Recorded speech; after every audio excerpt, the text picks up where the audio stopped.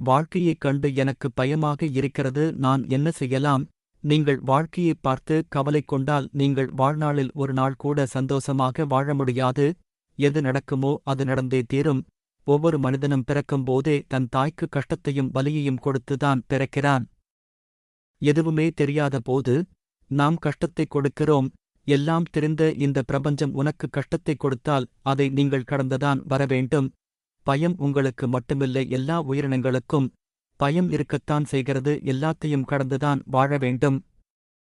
தண்ணீரில் நீந்தும் மீனைக் கண்டு நீங்களும் மீன் சந்தோஷமாக இருக்கு என்று நினைக்கலாம்.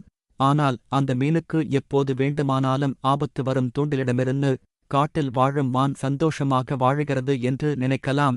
ஆனால் அந்த மானுக்கு புலியிடமிருந்து எப்போது வேண்டுமானாலும் ஆபத்து வரும். அதை எல்லாம் பொருட்படுத்தாமல் மான் அழகாக துள்ளி ஓடிக்கொண்டு அழகாக வாழ்ந்து கொண்டிருக்கிறது. இதைப் போலத்தான் நீங்களும் கஷ்டங்களையும் பயங்களையும் கடந்துதான் வாழ வேண்டும்.